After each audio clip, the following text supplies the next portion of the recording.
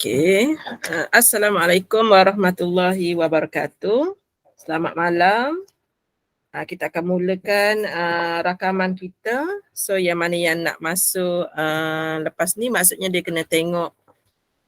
Dia maksudnya tengah jalan dia kena tengok balik video. Okey. So kita cuba patuhi masa supaya awak tak terasa terbeban study ADMAT 30 minit. Okey, kita buat sikit-sikit. Tapi bila katakan awak tak boleh nak ikut apa yang saya ajar ni, boleh tengok semula rakaman sebab saya memang cakap perlahan je untuk mengajar kali ni. Kalau saya mengajar secara live, saya cakap laju sebab saya akan menggunakan dialek Kelantan sebab saya mengajar di Kelantan. So di sini saya akan cakap perlahan sebab saya nak supaya bahasa Kelantan saya tidak terkeluar dalam rakaman.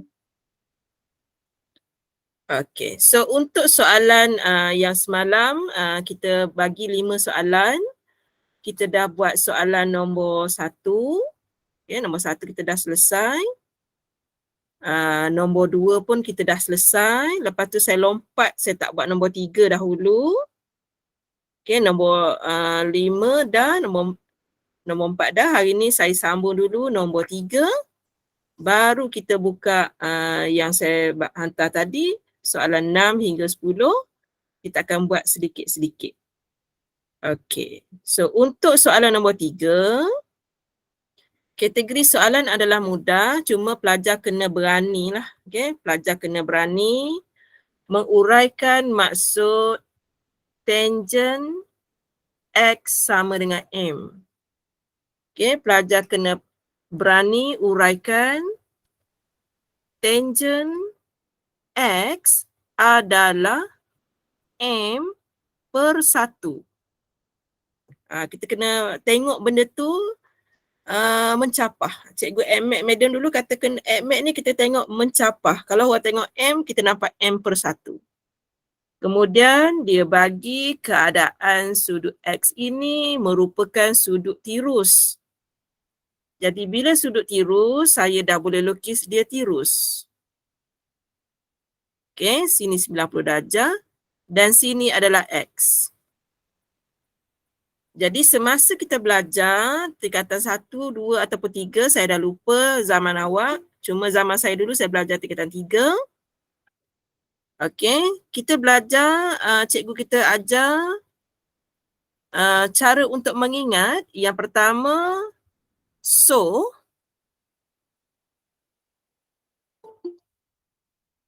Yang kedua, ka. Kalau siapa ingat lagi, dia bergantung kepada negeri. Ada negeri guna benda lain, tapi di Terengganu, saya belajar di Terengganu masa tu, cikgu saya ajar soh kah tua. Silap pula. Soh kah toa. Okey, so sekarang ni soalan bagi tentang tangent. Tangent kita akan rujuk yang paling bawah, yang medium buat anak panah ni, toa. O tu maksudnya opposite. Ni kita anggap mata memandang. Okey, mata memandang. Opposite adalah M. Per dengan adjacent dia adalah 1. Itu info yang dia nak bagi tetapi jarang pelajar perasan. Okey, toa. Opposite over adjacent. So kalau kita susun toa ni sebenarnya ialah tangent sama dengan nilai opposite per nilai bersebelahan. Jadi bila Madam tengok nilai yang biru ni, atas tu opposite, bawah tu adalah bersebelahan. Jadi Madam susun M1. Menurut teorem Pythagoras, teorem Pythagoras, kita boleh cari nilai hipotenus di sini.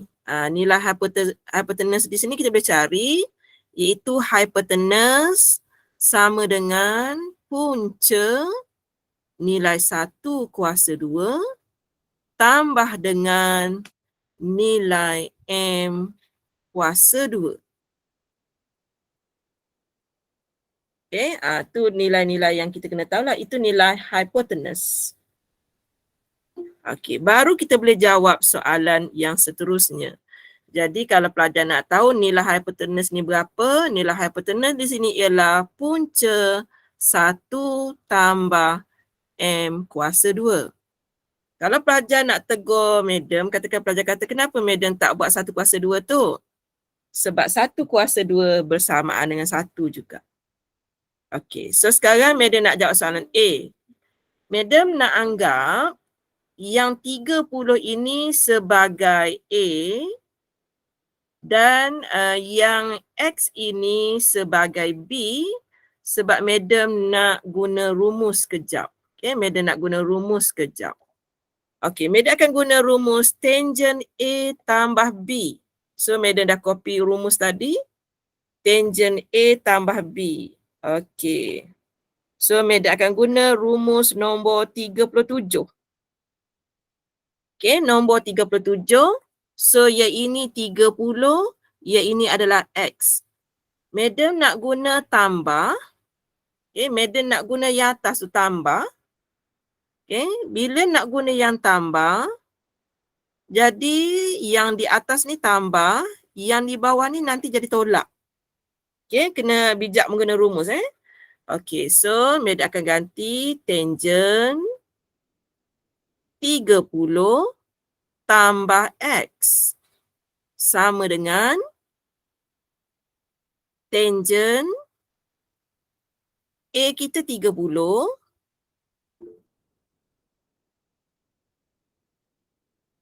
Okey, so saya tunjuk drawing hypotenuse tadi sekejap. Untuk pelajar nak ambil gambar ke? Okey, ataupun saya boleh tulis kat bawah ni, cuma saya lupa rumus Saya lupa rumus sebab saya cikgu matematik perakaunan dah tak belajar dah tangent ni. Tapi kerana nak ngajar MX saya hafal juga. Tangent 30 darjah tambah dengan X, saya follow rumus. Kalau saya salah betulkan. Tangent, memang tak ingat langsung. Tambah tadi Tangent 30. Lepas tu tambah. Okay, saya kena guna tambah tangent X. Cuma kena ingat yang bawah ni. Yang bawah ni tengok rumus betul-betul. Kosong darjah. Okey, per dengan yang bawah tu ialah 1 tolak. Saya kena ambil yang tolak. Tangent A kita 30 darjah. Kemudian darab dengan tangent X. Itu proses madam ganti nilai sudut-sudut dalam rumus. Madam tak hafal rumus. Madam guna rumus nombor 37. Okey, sekarang soalan katakan pelajar kata alamak soal tangent 30 tak ada. Kita jangan risau sebab kalkulator kita canggih. Tangent 30. Tu jawapan dia. Okey, tu jawapan dia, kita salin dekat ruangan tangent 30. Punca 3/3. Madam bukan hafal, madam guna kalkulator. Punca 3/3 tambah tangent X diberi oleh soalan iaitu M. Okey, nilai ni diberi oleh soalan. Yang ini pun diberi oleh soalan. Okey, jadi per dengan 1 tolak punca, sebab tangent X tadi kita dah dapat, punca tangent 30 adalah punca 3/3 M. Okey, ada soalan tak di situ? Yang pertama, madam salin dalam rumus. Yang kedua, madam guna tangent 30, rujuk kalkulator. Tangent X, ambil soalan punya. Tangent X dikata sama dengan M. Okey, sekarang madam nak ringkaskan sebab soalan kata di sini dia kata bla bla cari, dia tak suruh ringkas pun, dia suruh cari je. Okey, sampai di sini kita nak ringkaskan dia boleh atau tidak. So, madam rasa kita boleh ringkaskan. Contohnya M ini sebenarnya per 1. Jadi, madam buat yang atas dulu. Madam cross. Cross. So, madam dapat punca 3. Kemudian madam cross. Tambah dengan 3M per dengan 3. Itu baru yang warna biru dengan kuning. Kemudian ada per di bawah. Per di bawah tu bermaksud bahagi. Madam akan cross lagi sekali yang ini. Cross. Madam cross dahulu warna purple. So, madam dapat di situ ialah 3. Okay, kita cross warna pink. Yang itu dia akan jadi tolak dengan punca 3M per dengan 3.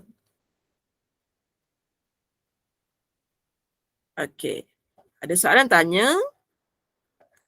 Kemudian dalam matematik, istilah bahagi tu kita akan musnahkan. So dalam matematik daripada kita sekolah rendah memang cikgu kita kata tanda bahagi kena tukar jadi darab. So punca 3 tambah dengan 3M per 3. Cikgu kita kata jadi darab. Yang bawah naik atas, yang atas turun bawah. Cikgu kita ajar. Masa kita kecil-kecil dulu. Dan kita boleh matikan ni. Kita boleh matikan. Lepas kita matikan, dapatlah jawapan kita yang terakhir iaitu sama dengan, boleh susun, mana-mana boleh susun. Punca 3 tambah 3M per dengan 3 tolak punca 3M. Pelajar boleh berhenti jawapan sampai situ. Okey. So, madam buka kepada soalan. Madam dah jawab soalan A. Dekat mana yang boleh madam bantu? Boleh tanya.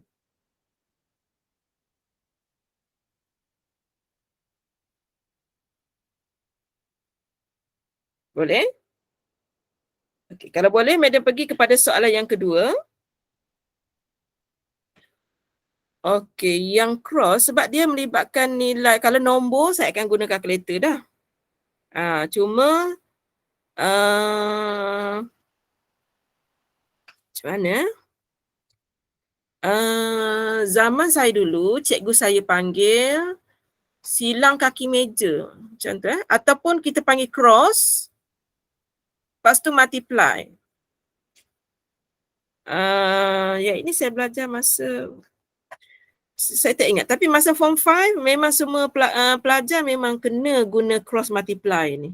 Kalau awak ada cikgu-cikgu yang sebaya saya umur 43, dia cross multiply ni memang wajib masa tu digunakan. Okay? Okay, kita try. Tak apa, jangan risau. Okay, kemudian saya nak jawab soalan B. Soalan B macam biasa saya nak jadikan 45 ni sebagai A. Kemudian saya jadikan X ni sebagai B sebab saya nak memilih rumus. Okay, rumus cos kita. Okay, rumus cos berada pada rumus yang ke-36. Okay, yang ke-36. So, kalau saya boleh tulis di situ, 45 dengan negatif X. 45, saya tulis semula. Cos 45 darjah tolak dengan X. Jadi, saya akan guna rumus di bawah. Okay, saya akan guna rumus yang di bawah. Yang ini pun saya akan guna yang di bawah. Yang atas saya tinggal. Sebab dia 2 in 1. Sama dengan cos A 45 darjah. Cos B. B kita X. Tolak ke tambah? Okay, kita guna yang bawah. Ni kita ambil yang bawah. Ni ambil yang bawah. Yang ni pun ambil yang bawah. Jadi tambah. Hati-hati semasa memilih rumus. Tambah sin 45 darjah sin X. Okey. Cos 45 darjah boleh guna kalkulator. Okey. Cos 45 darjah guna kalkulator.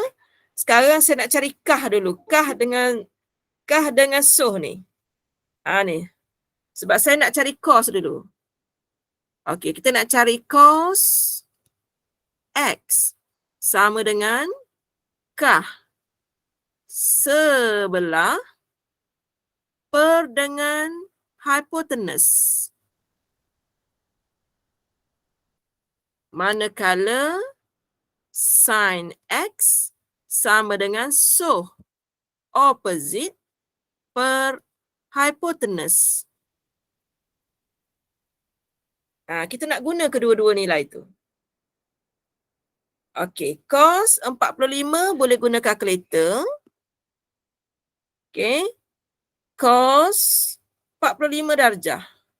Awak dapat punca 2/2. Punca 2/2. Okey, kemudian cos X, saya salin yang warna purple ni. So, saya salin di sini 1 per punca 1 tambah M kuasa 2 tambah dengan saya nak cari sin 45 darjah. Sin 45 darjah. Saya dapat punca 2/2 juga. Punca, saya buat warna merah, ada sebab tu. Punca 2/2. Kemudian sin X saya ambil yang warna pink. Okay, iaitu M per dengan punca 1 tambah M kuasa 2. Boleh kat situ? Kenapa pula saya buat per 3 ni? Punca 2/2. Sorry, siapa yang tertanya-tanya per 2. Saya nak tulis 2 tapi otak saya baca 3 pula. Okey, tu selepas saya ganti nilai. Okey, kemudian kalau pelajar perhatikan, perhatikan yang warna biru ni, ada nombor 2 kat bawah macam ni, ada nombor 2 kat bawah macam ni. Umpama macam yang di bawah tu, kita dah boleh, dia macam 1/2 tambah 1/2. Okey, kita dah boleh buat semua sekali. Semua sekali dah ada 2 dan dah ada punca 1 tambah M kuasa 2. Kita cuma menambah nombor di atas saja. Yang pertama, punca 2 tambah punca 2M. Okey, mari buka kepada soalan yang ini. Step yang ini takut ada yang tak boleh. Okey, madam buat contoh macam ni Yang mana yang tertanya-tanya. 1/2 tambah 5/2. Sebenarnya yang bawah tu penyebutnya dah sama dah 2. Jadi saya cuma tambah yang atas saja. Itu maksud saya. Boleh? Okey, so bila kita settlekan yang atas, kita try sikit je lagi sebab di sini ada punca 2, di sini pun ada, madam faktorkan.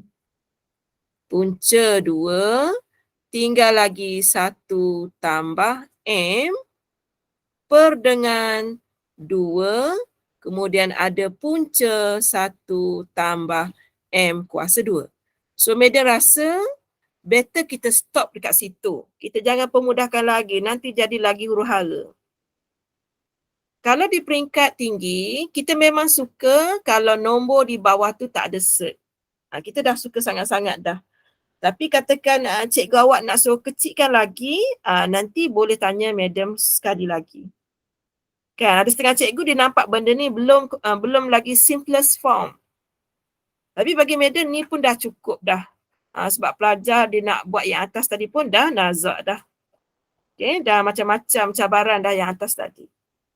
Okey, itu adalah soalan nombor 3 yang madam tinggal semalam. Kerana masa tu madam fikir pelajar tingkatan 4 belum belajar lagi. So, hari ni madam mula dengan surah katwa supaya yang tingkatan 4 pun boleh faham. Okey, madam pergi kepada satu lagi soalan. Okey, madam baru post tadi. Yang tak dapat soalan boleh pergi kepada deskriptif tu. Dekat situ dia ada bagilah maklumat soalan-soalan yang nak kita gunakan. Okey, madam cuba soalan ini. Pelajar yang baru join dengan madam hari ni jangan patah semangat. Saja je madam bagi yang ini supaya pelajar rasa enjoy sikit. Soalan nombor berapa yang ada perkataan 8? Ni. Saya buat yang nombor 7. Dia tinggi sikit. Tapi dia best. Dia best.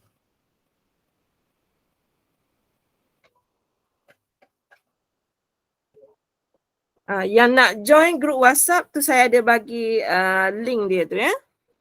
Okey, so kita tengok soalan nombor 7A. Ada 2 jenis jawapan bergantung kepada cara berfikir. Ada setengah saya tanya kawan-kawan saya tadi dia hanya faham yang itu dan saya fikirkan benda yang lain sedikit.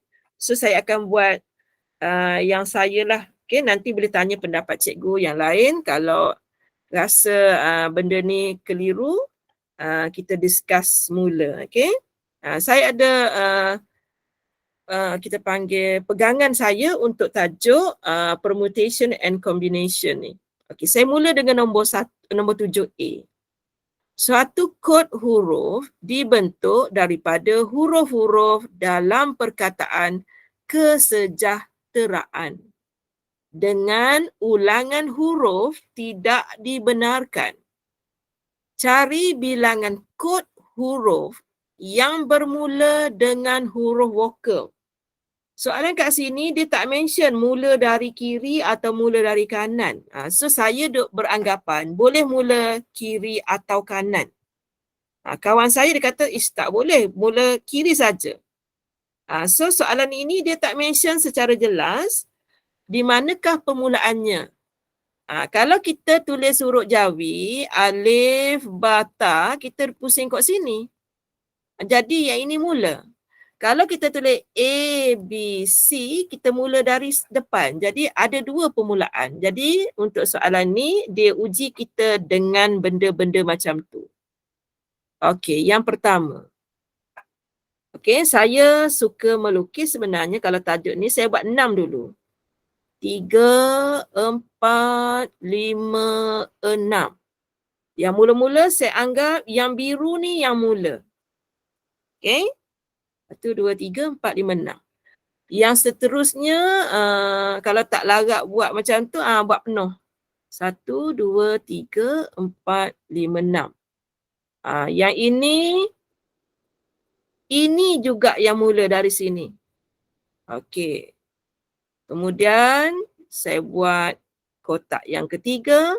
1, 2, 3, 4, 5, 6. Saya nak mula dari sini. Sebab saya bagi tahu dah soalan tak bagi tahu mula tu dari mana. Okey, kemudian satu lagi. 1, 2, 3, 4, 5, 6. Macam tu.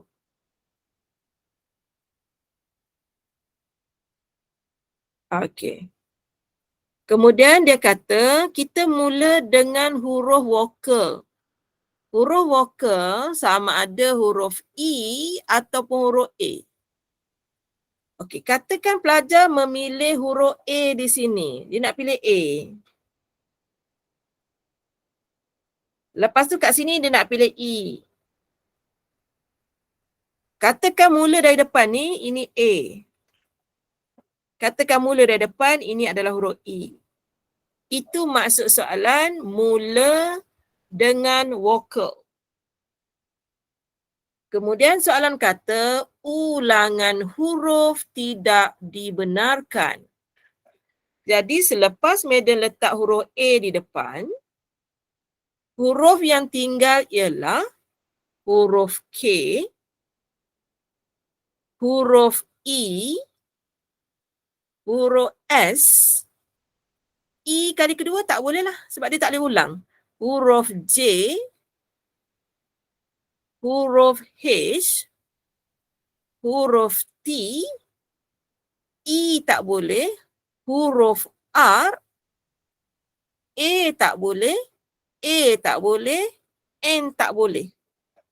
Jadi bilangan huruf yang ada ialah 1, 2, 3, 4, 5, 6, 7, 8.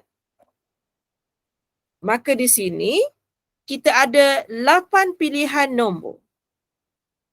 Setelah satu nombor duduk di situ, tinggal lagi 7. Setelah tinggal letak di situ, tinggal lagi 6, tinggal lagi 5, tinggal lagi 4. Jadi bilangan yang pertama ialah 8 darab 7 darab 6 darab 5 darab 4. So, Madam dapat 6720. Okey, Madam buka dulu soalan kalau ada untuk yang ini. Madam cuba share sebaik mungkin menggunakan diagram kat pelajar. Kita boleh juga guna minda terus. Ada pelajar yang sangat bijak, dia terus nampak. Okey. So, katakan Madam buat huruf E pula. Bila buat huruf E di situ, kat sini akan menjadi pilihan yang tinggal huruf K, huruf A, S, J, H, T, R, N yang tinggal. Sebab tadi kita dah pilih huruf E, jadi dalam pilihan kita E dah tak boleh ada dah sebab syaratnya tidak boleh ulang. Okay, so yang ini pun akan menjadi 8, 7, 6, 5, 4. Maksudnya ada lagi 6720. Seandainya bermula dari sini, okay, huruf A telah digunakan, maka huruf yang tinggal K, E, S, J, H, T, R, N, iaitu 8, 7, 6, 5, 4. Sama juga 6720. Seandainya huruf E disusun di depan. Di depan. Ada setengah nampak belakang. Kalau huruf, kita tak tahu siapa depan siapa belakang. Sebab dia ada dua versi nak menulis. Okey, so yang ini huruf E telah dipilih. So tinggal lagi K, A, S, J, H, T, R, N. Masih lagi 8, 7, 6, 5, 4. So kat sini 6720. Jadi kalau kita darab dengan 4, semua sekali ni darab dengan 4. Okay, 6, 7 ni darab dengan 4. So awak dapat 26880. Itu cara Madam. Ada setengah pelajar, dia boleh nampak 4 perkara ni berlaku. Dia tak payah lukis tapi dia dah boleh imagine huruf A kat depan, huruf E kat depan. Huruf A dari depan sana, huruf E dari depan sana. Dia dah dapat 4 cara. Okey, dia dah dapat 4. Maksudnya dia nampak 4P1. Darab bila dia ada 13 huruf kat sini, 13 huruf, dia padam huruf-huruf yang vokal ni. Dia padam, tapi dia tahu hanya satu huruf yang duduk. Jadi huruf yang tertinggal yang berwarna biru, 1, 2, 3, 4, 5, 6, 7 dan antara E dengan A. So jadi 8. So kat situ pelajar itu dah nampak 8, dia akan ambil 5 tempat. So dia kalau pelajar ni dia tu dapat jawapan lah, tak payah nak fikir panjang sebab otak dia dah berfikir dalam. 4 shift darab 1 darab 8 shift darab 5 sama dengan. Tu dia dapat jawapan 26880. So dari segi madam lebih suka diagram sebab madam tak berapa boleh imagine sangat. Itu pun habis paksa tu baru dapat jawapan tu. Okay, so siapa guna cara ni pun cepat je. 26880. Okay, macam mana boleh dapat 8? Okay, madam tunjuk di sini senang. Apabila madam letak di sini huruf A, dalam senarai ni cuma tak boleh ada huruf A je. Huruf lain boleh ada. Okay, termasuklah huruf E ni boleh ada sebab bermula dengan vokal, huruf A dah letak depan, automatik yang balance E boleh duduk. Jadi yang konsonan lain ada 7, termasuk E jadi 8. Boleh tak? Menjawab tak soalan syukran tu? Okay, dia memang kena fikir kreatif sedikit yang ini. Okay, tu yang ini madam tanya kawan-kawan madam, dia kata jawapannya 2 kali 6720 sebab pendapat kawan madam tu dia kata depan maksudnya yang ini.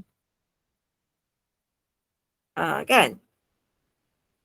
Bagi madam pula, kalau kita ada jalan raya, orang yang dari sana, kereta depannya belah sini. Orang yang ke sini, kereta depannya duduk sini. Jadi itu pendapat madam lah. So sekarang ni kita ada 2 versi jawapan. Madam ada jawapan madam kerana ni lah madam duk bayang kita boleh depan tu maksud ada 2 maksud. So kalau katakan awak nampak yang macam kawan madam nampak, terpulang. Okay, terpulang sebab dia hanya suruh susun kad. Dia tak mention susun dari mana ke mana. Soalan ni lah ya, soalan ni. Dia bagus soalan ni. Okey, saya rasa satu lagi saya sempat buat ni, soalan 7B. Tengok betul-betul 7B. Okey, sekarang kita ada 7 buah hadiah berlainan di dalam kotak. Perkataan berlainan ni penting. Di dalam sebuah kotak. Hitung bilangan cara selebih-lebihnya. Kalau you tengok video, link video saya bagi tu, dia cikgu apa? Dia kata bila ada perkataan selebih diulang 2 kali. Selebih-lebihnya. Dia kata macam tu. Sebenarnya dia bermaksud selebih-lebihnya. Maksudnya dia kata dia lawan kepada lebih tu menjadi kurang. Awak pergi dekat video sini. Okay, bila pergi dekat grup WhatsApp tu, sekejap line slow sedikit. Sabar.